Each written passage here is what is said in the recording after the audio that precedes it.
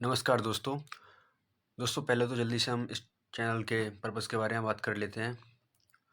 दोस्तों इस चैनल का पर्पज़ है स्टूडेंट्स का टाइम बचाना, उनका कीमती समय बचाना। उसके अलावा कॉम्पिटिटिव एग्ज़ाम्स प्रिपरेशन को साइड हॉबी बनाना, ना कि फुल टाइम प्रिपरेशन।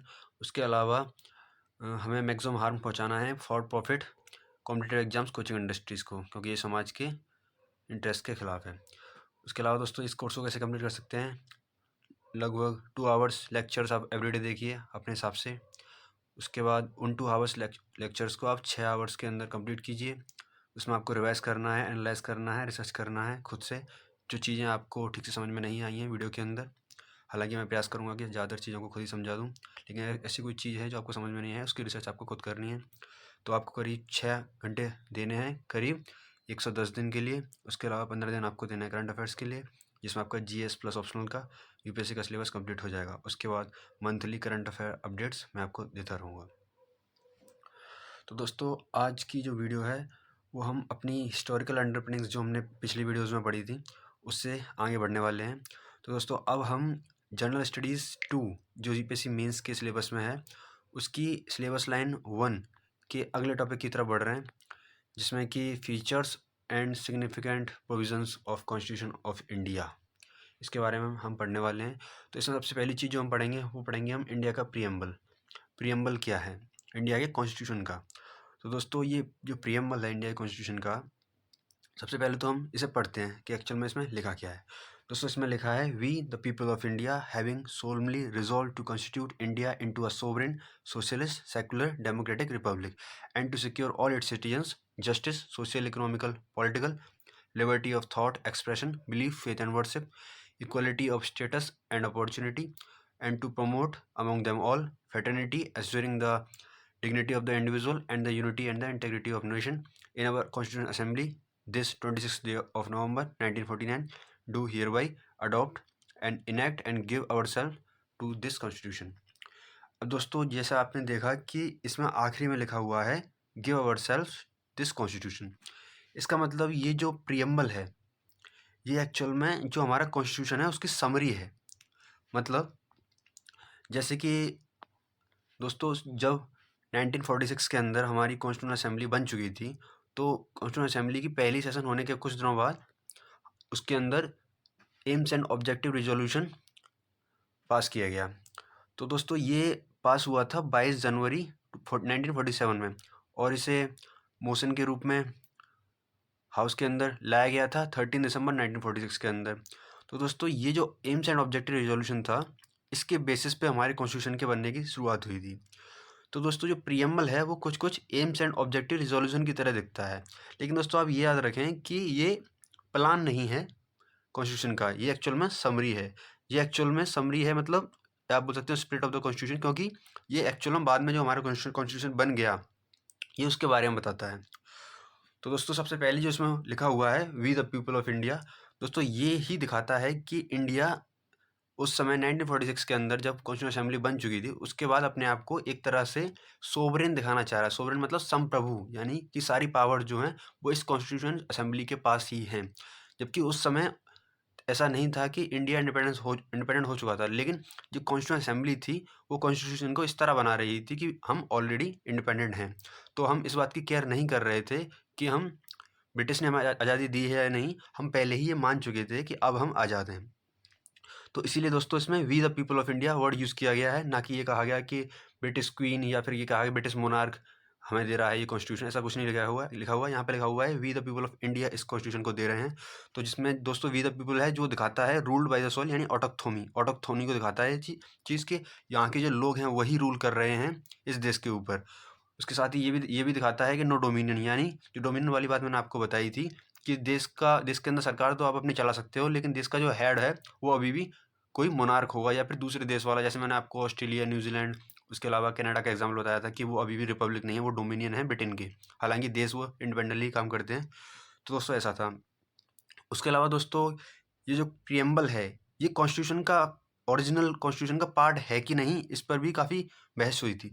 तो दोस्तों ये बहस हुई थी मतलब इसके ऊपर, प्रियम्बल के ऊपर ये हुई थी सुप्रीम कोर्ट के अंदर। तो दोस्तों जो पहला केस हुआ था इस बारे में 1960 के अंदर एक बेरुवारी केस हुआ था 1960 के अंदर। तो दोस्तों इस केस में कहा गया कि नहीं, जो प्रियम्बल है वो जो कॉन्स्टिट्यूशन का हिस्सा नहीं है। जबकि दोस्तों 1973 के अंदर एक दूसरा केस हुआ था, केशवानंद भारती केस। उसमें फिर ये कहा गया कि नहीं, ऐसा नहीं है, जो प्रियम्बल है वो कॉन्स्टिट्यूशन का ही पार्ट है। यानी कॉन्स्टिट्यूशन के अंदर से भी, प्रियम्बल के अंदर से भी सरकार जो है पावर ले सकती है। तो दोस्तों ऐसा हुआ था इन दो केसेस के अंदर। तो दोस्तों जो पहला जो केस था बेरुवारी केस, उसमें ऐसा था कि सरकार ने कुछ जो ज़मीन थी इंडिया की वो बांग्लादेश को दी थी, या बोल सकते हैं पाकिस्तान को दी थी। उस समय होंगी पाकिस्तान हुआ करता था, बांग्लादेश भी। तो उसके लिए कोई कॉन्स्टिट्यूशनल अमेंडमेंट नहीं किया था। तो उस केस में लोगों ने सुप्रीम कोर्ट से जाके पूछा क्या ऐसा करना पॉसिबल है क्या? तो उस समय की सरकार ने कहा हाँ पॉसिबल है, हम डेमोक्रेटिक, हमारा जो हमारा प्रियम्बल है उसके अंदर डेमोक्रेटिक शब्द लिखा हुआ है, मतलब डेमोक्रेटिक लोग हैं वही सरकार में चलाते हैं, उन्हीं के पास पावर होती है। लेकिन उस केस के अंदर ऐसा क्लियर कर दिया गया नहीं, ऐसा नहीं है, ये प्रियम्बल जो है वो सिर्फ एक तरह से जैसे घर के अंदर कोई बोर्ड लगा होता है उस तरह से ये घर नहीं है। तो बाद में केशवानंद भारती जो केस हुआ था उसमें ये क्लियर कर दिया नहीं नहीं ऐसा नहीं है, भले ही प्रियम्बल से पावर नहीं आएगी डायरेक्ट, उसके लिए आपको कॉन्स्टिट्यूशन के अंदर के जो आर्टिकल्स हैं वो देखने पड़ेंगे, लेकिन ये प्रियम्बल भी कॉन्स्टिट्यूशन का पार्ट है, ये क्योंकि ये कॉन्स्टिट्यूशन की आत्मा को दिखाता है बहुत ही शॉर्ट फॉर्म में कि ये कॉन्स्टिट्यूशन किस लिए बनाया गया, इसका मकसद क्या है। तो दोस्तों ऐसा था। उसके अलावा दोस्तों 1976 के अंदर एक 42nd कॉन्स्टिट्यूशनल अमेंडमेंट एक्ट हुआ था। उसमें इस प्रियम्बल के अंदर 3 वर्ड जोड़े गए थे। एक था सोशलिस्ट, एक था सेकुलर, एक था इंटेग्रिटी। तो ये तीनों वर्ड जो हैं दोस्तों इसके अंदर जोड़े तो गए हैं, लेकिन इन तीनों वर्ड्स का कोई मतलब नहीं है। इस कॉन्स्टिट्यूशन को, इस प्रियम्बल को पढ़ने के बाद आपको ये बात समझ में आएगी। तो इस प्रियम्बल के अंदर जो वर्ड्स लिखे हुए हैं जैसे justice, equality, fraternity and liberty, उसके अलावा जो सेकुलर सोशलिस्ट और democratic, secular socialist democratic republic, इन सब वर्ड्स के बारे में हम थोड़ा डिटेल में जानने की कोशिश करेंगे। तो दोस्तों पहले हम शुरू करते हैं अपना सोवरेन वर्ड से, कि सोवरेन वर्ड का क्या मतलब है यहाँ पे। तो दोस्तों क्योंकि प्रियम्बल जो है वो कॉन्स्टिट्यूशन की आत्मा है और वो दिखाना चाह रहा है कॉन्स्टिट्यूशन चाहता क्या है, कैसा देश बनाना चाहता है। तो दोस्तों ये कॉन्स्टिट्यूशन चाहता है एक सॉवरेन देश बनाना। सॉवरेन का मतलब ये होता है कि संप्रभुता, मतलब स्वयं का प्रभुत्व, मतलब इससे ऊपर कोई नहीं है। जैसे देश के अंदर लोग होते हैं, आम लोग हैं, तो आम लोगों के ऊपर तो सरकार होती है और सरकार के ऊपर होता है कॉन्स्टिट्यूशन। मतलब एक्चुअल में जब हम पढ़ते हैं किसी देश की डेफिनेशन क्या है तो हमें समझ में आता है कि देश 4 चीज़ों से मिलकर बनता है। एक तो होता है टेरिटरी यानी ज़मीन, टेरिटरी। दूसरा होता है कि उस देश के अंदर पॉपुलेशन होनी चाहिए, लोग होने चाहिए। तीसरा होता है कि उस देश के अंदर सरकार होनी चाहिए, जिसे कि स्टेट कहा जाता है। और चौथी चीज़ होती है वो देश सोवरेन होना चाहिए, यानी उसके पास खुद की संप्रभुता होनी चाहिए, यानी पावर्स। ऐसा ना हो कि कोई दूसरा देश उस पर अपनी पावर चला सके, यानी सबसे ऊंची पावर है वो देश के पास खुद ही होनी चाहिए, देश के लोगों के पास, तो उसे सोवरेन कंट्री कहा जाता है। तो यही कहा गया कॉन्स्टिट्यूशन के अंदर कि ये देश जो है वो सॉवरेन है। और इस बात की गारंटी कहाँ से मिली? इस बात की गारंटी मिली क्योंकि हमने इस कॉन्स्टिट्यूशन के आर्टिकल नंबर 395 से, जो हमारा इंडियन इंडिपेंडेंस एक्ट था और उसके अलावा गवर्नमेंट ऑफ इंडिया एक्ट 1935 था, उन दोनों को हमने रिपील कर दिया, जिससे ये साबित हो गया कि ब्रिटिश का अब इस देश के अंदर कोई प्रभुत्व नहीं है, कोई उनका इन्फ्लुएंस अब देश के ऊपर नहीं रहा। उन्होंने हमें जो आज़ादी दी थी Indian independence of India act 1947 के द्वारा, उसका भी अब कोई महत्व नहीं है। इस बात का कोई मतलब नहीं है उन्होंने आज़ादी दी थी या नहीं। अब जो है सब कुछ जो है देश के अंदर वो यही कॉन्स्टिट्यूशन है। ये आर्टिकल 395 से क्लियर हो गया था। उसके अलावा दोस्तों हमारे देश के अंदर यूनिवर्सल एडल्ट सफराज है, वो जो है सोवरेनिटी देती है एक इंडिविजुअल को, मतलब एक इंडिविजुअल के ऊपर किसी का प्रभुत्व नहीं होता जब वो वोट देने के लिए जाता है। तो एक इंडिविजुअल सोवरेनिटी का कॉन्सेप्ट आता है जब इंसान वोट देने जा रहा है। उसके अलावा बाकी टाइम तो थोड़ी सरकार के जो कानून है उसके ऊपर लागू रहते हैं, लेकिन जब डेमोक्रेटिक सिस्टम की बात आती है तो हम फ्री एंड फेयर इलेक्शन की बात करते हैं। तो फ्री इलेक्शन का मतलब ही ये होता है कि कोई इंसान जो वोट दे रहा है उस पर किसी भी तरह का कोई प्रभाव ना हो। जब हम फेयर की बात करते हैं तो फेयर जो शब्द है उसका थोड़ा वाइड रेंज है। इसका मतलब ये है कि एक तो इलेक्शन में कोई धांधली नहीं होनी चाहिए, यानी इलेक्शन एकदम ट्रुथफुल तरीके से होना चाहिए, कोई बेईमानी नहीं होनी चाहिए। दूसरा है कि अगर जब इलेक्शन हो रहा है उसके अंदर जो पॉलिटिकल पार्टिसिपेशन है, मतलब जो लोग उसके अंदर वोट देने आ रहे हैं उनकी संख्या थोड़ी बहुत अच्छी परसेंटेज में होनी चाहिए। ऐसा ना हो कि 10% लोग ही वोट देने आए, तो उस इलेक्शन को फेयर कहना ठीक नहीं होगा। उसके अलावा ऐसा भी होना चाहिए कि हर इंसान के पास राइट्स हों उस इलेक्शन के अंदर कॉन्टेस्ट करने के लिए, वो भी फेयर में आएगा। तो जो डेमोक्रेटिक्स कहा गया है इस प्रियम्बल के अंदर, उसका मतलब यही है कि फ्री होना चाहिए इलेक्शन, एक फेयर होना चाहिए। उसके अलावा तीसरी बात ये है कि टाइमली भी होना चाहिए। ऐसा नहीं हो कि एक बार इलेक्शन हो गया उसके 50 साल बाद इलेक्शन हो रहा है, तब भी इसे डेमोक्रेटिक नहीं कहा जा सकता एक देश को। दोस्तों ऐसा ईरान के अंदर होता है कि ईरान की सुप्रीम लीडर हैं अभी जो हैं अली खमेनी, तो वो जब बने थे पहली बार, वो मतलब काफ़ी पुराना टाइम था, और जब तक वो जिंदा रहेंगे तब तक वही रहेंगे ईरान के सुप्रीम लीडर। और जब वो मर जाएंगे उनके बाद वहीं की कोई इस्लामिक काउंसिल होती है, वो इलेक्ट करती है नया लीडर। तो मतलब इसमें टाइमली इलेक्शन वाला कॉन्सेप्ट नहीं है, मतलब एक फिक्स टाइम होना चाहिए। तो हमारे यहाँ क्या है, 5 साल बाद इलेक्शन होना तय है। तो ये दिखाता है कि हमारा देश एक डेमोक्रेटिक नेचर का है, इन 3 बातों की वजह से, free, fair and timely election की वजह से।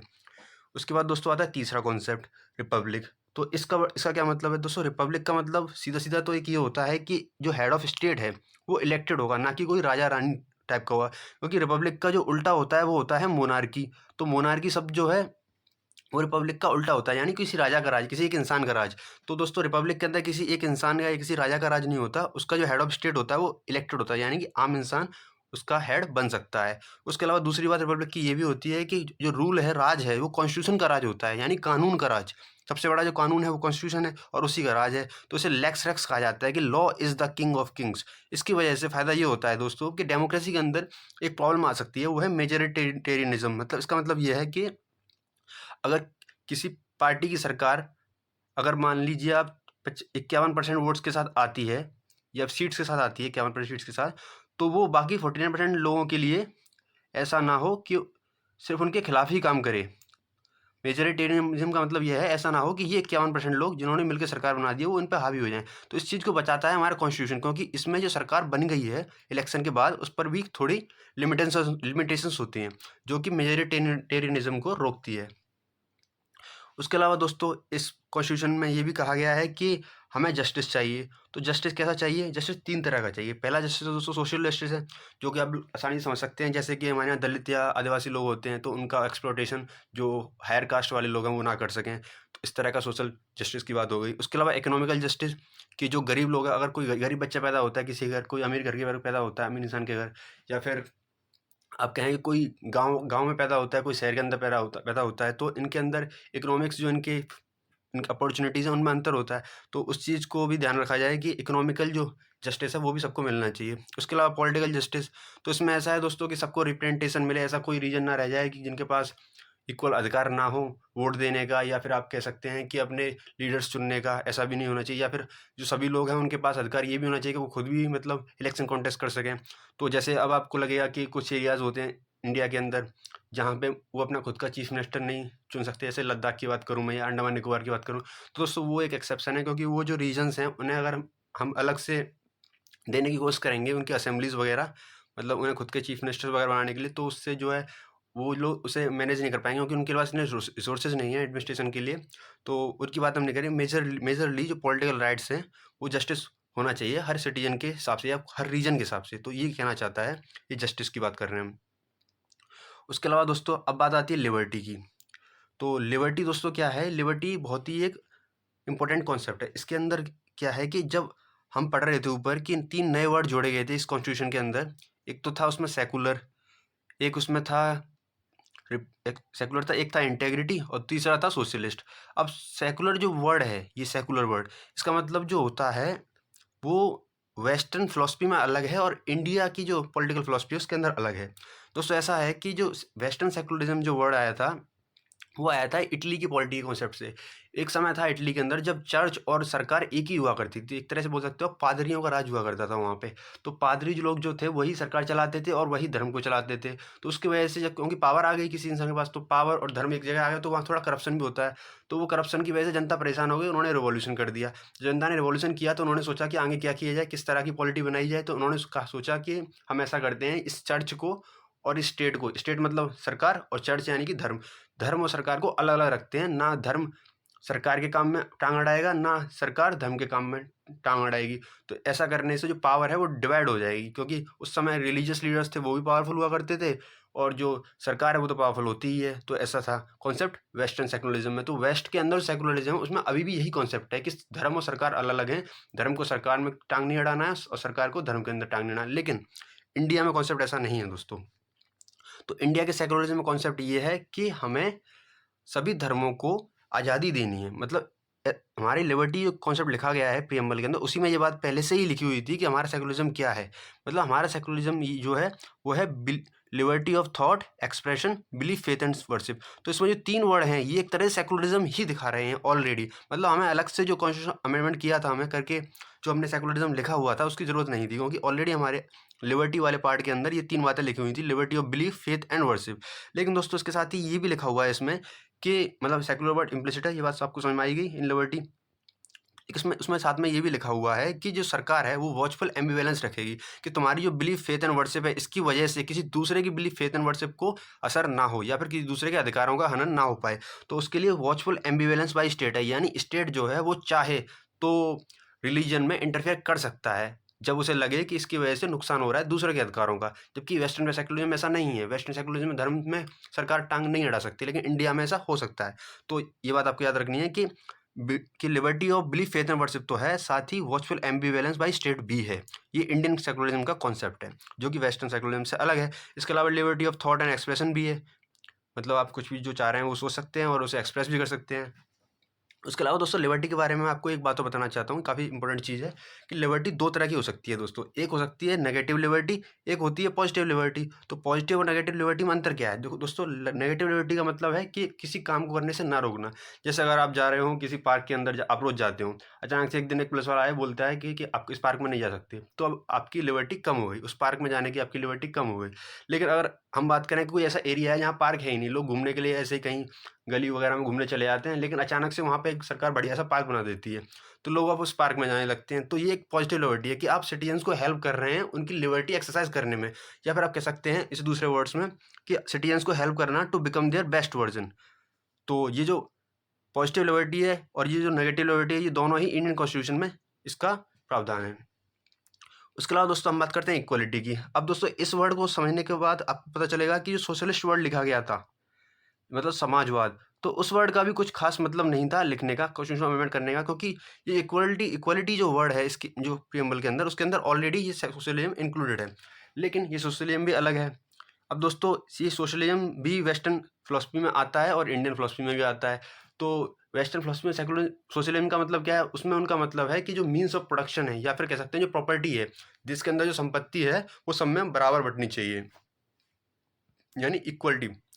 मतलब वेल्थ की पूरी तरह से इक्वलिटी कर दो।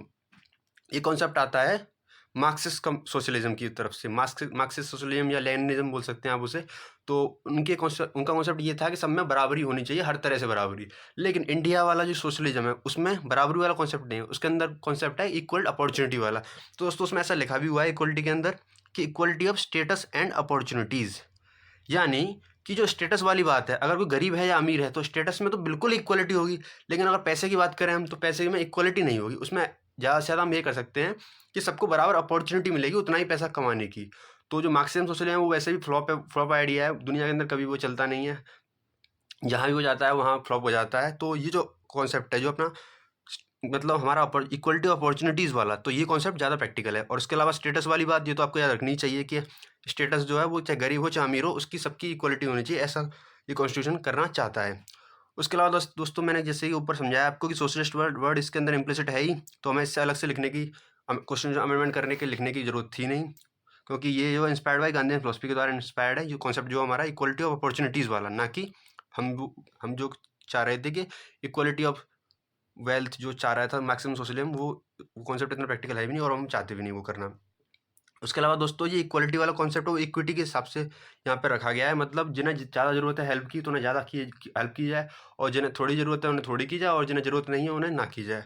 तो ये वाला कॉन्सेप्ट इक्वलिटी के अंदर है। मतलब इक्विटी से अलग होता है। मतलब इक्विटी जो है वो ये है कि जस्ट इक्वलिटी विद जस्टिस, आप बोल सकते हैं इन दोनों को जोड़ दिया जाए, इक्वलिटी और जस्टिस जो है उन दोनों को जोड़ दिया जाए तब जाके इक्विटी बन जाता है। तो इसका मतलब ये भी है कि कोई स्पेशल प्रिविलेज होने नहीं चाहिए लाइक्स को, यानी अगर सब लोग एक जैसे हैं तब तो उन्हें किसी को कोई प्रिविलेज नहीं होना चाहिए। लेकिन अगर कोई बड़ा है, कोई कमज़ोर है, कोई बहुत कमज़ोर है, तो कमज़ोर वाले को थोड़ा और हेल्प करो, इतना हेल्प करो, और जो थोड़ा कमज़ोर है उसे थोड़ी सी हेल्प करो, और जो पहले से पावरफुल है उसे हेल्प करने की जरूरत नहीं है। तो दोस्तों ये कॉन्सेप्ट है। उसके बाद दोस्तों आती है फ्रेटर्निटी। अब फ्रेटर्निटी का मतलब इस कॉन्स्टिट्यूशन में क्या दिया गया है, इसमें 3 तरह की बातें करी गई हैं। इसके लिए एक तो ब्रदरहुड वाली बात कि जो भाईचारा है वो देश के लोगों के लिए अंदर बना रहे। उसके अलावा दूसरी बात कही गई है डिग्निटी ऑफ द इंडिविजुअल, मतलब कि जो जो नागरिक हैं देश के अंदर, जो सिटीजन्स हैं, उनकी एक डिग्निटी होनी चाहिए। मतलब ऐसा ना हो कि वो एक ऐसी ज़िंदगी जी रहे हैं जिसके अंदर कोई डिग्निटी नहीं। जैसे मैं बात करूँ आपको, आपने कभी देखा हो कि कोई इंसान के मतलब टांग उसकी नहीं है, तो वो चल भी नहीं सकता ठीक से, और ऐसा इंसान अगर मजदूरी कर रहा हो, तो ये इस कॉन्स्टिट्यूशन के खिलाफ जाने वाली बात हुई। ये कॉन्स्टिट्यूशन नहीं चाहता कि इतनी मजबूर जो देश के सिटीजन्स हैं वो हो जाएं कि उनकी खुद की डिग्निटी ना रहे, बस जिंदा रहना है उनके लिए इतना मुश्किल हो जाए। तो एक जो मिनिमम स्टैंडर्ड ऑफ लिविंग है वो हर इंसान के लिए होना चाहिए, ऐसा ही कॉन्स्टिट्यूशन चाहता है। उसके साथ ही फेटर्निटी वर्ड में ऐसा भी कहा गया है कि यूनिटी और इंटेग्रिटी ऑफ द नेशन जो है वो बरकरार रहे। तो दोस्तों ये जो बातें हैं हमने प्रियम्बल के अंदर पढ़ी, तो मैं जल्दी से इन सबका रिकेप करा देता हूँ, जिससे ये आपको हमेशा याद रहे, या फिर आप ज़्यादा देर तक दिमाग में रख सकते हैं। तो हमने शुरुआत करी थी कि पहले हम इसे पढ़ेंगे एक बार फिर से प्रियम्बल को, उसके बाद आगे बढ़ेंगे। तो we the people of India having solemnly resolve to constitute India into sovereign socialist secular democratic republic, socialist secular, और एक इधर है यहाँ पे वर्ड इंटेग्रिटी, ये बाद में जोड़े गए थे, याद रखना आप। Democratic republic and to secure all its citizen justice, social political economical liberty of thought expression, belief faith and worship, equality of status opportunity, and to promote among them all fraternity, assuring that dignity of the individual, unity and integrity of the nation। ठीक है, तो और 26 नवंबर 1949 को इसे adopt कर लिया गया था। उसके अलावा हमने इसमें पढ़ा था कि सबसे पहले AIIMS and objective resolution pass किया गया था 13 दिसंबर की 1947 में करीब ये लॉन्च हुआ था। उसके बाद 22 जनवरी में 1947 में ये पास हो गया था। उसके बाद प्रीएम्बल जो है वो समरी है, ना कि, क्योंकि जो प्लान था वो तो ये था एम्स एंड ऑब्जेक्टिव रेजोल्यूशन, तो ये समरी है, या पर बोल सकते हैं स्पिरिट ऑफ द कॉन्स्टिट्यूशन है। उसके बाद जो है जो वी द पीपल वाली बात है वो दिखाता है ऑटोक्थोमी की, यहाँ की जनता का ही राज है, यहाँ की मिट्टी के लोग जो लोग हैं वही इस देश को चलाते हैं। उसके अलावा ये डोमिनियन नहीं है, ये भी समझ में आता है। उसके अलावा ये पार्ट ऑफ कॉन्स्टिट्यूशन डिक्लेयर कर दिया गया था केशवानंद भारती केस जो हुआ था 1973 के अंदर, लेकिन उससे पहले वाला जो केस था बेरुवारी केस 1960 वाला, उसमें से पार्ट ऑफ द कॉन्स्टिट्यूशन नहीं माना गया था। उसका जो अमेंडमेंट हुआ था जो मैंने बताया आपको, उसमें 3 वर्ड जोड़े गए थे। उसके बाद आगे बात करते हैं सोवरेन वर्ड जो है उसके बारे में हमने क्या पढ़ा था। सोवरेन वर्ड जो है उसके बारे में हमने पढ़ा कि क्योंकि हमने government of India act 1935 repeal कर दिया और इंडियन इंडिपेंडेंस एक्ट खत्म कर दिया आर्टिकल 39 के द्वारा, और यूनिवर्सल एडल्ट सफराज दे दी लोगों को, तो उससे क्या हो गया कि सोवरेन डिक्लेयर हो गए हम कि हमारे ऊपर अब किसी का प्रभुत्व तो नहीं है। तो जो आज़ादी अंग्रेजों ने हमें दी थी, हमने उसे आज़ादी माना ही, हमने ये मान लिया कि आज़ादी हमने खुद ही ली है, ना कि उन्होंने दी है। उसके बाद डेमोक्रेटिक है क्योंकि हमारे पास फ्री है, फेयर है और टाइमली इलेक्शन है। तीनों बातें आपको ठीक से समझाई थी मैंने। इसके अलावा रिपब्लिक है क्योंकि हमारा इलेक्टेड हेड ऑफ स्टेट है। उसके अलावा कॉन्स्टिट्यूशन का राज है। लेक्स रैक है, law is the king of the Kings, ये वाली बात है। उसके बाद मेजोरिटेरियनिज्म नहीं है।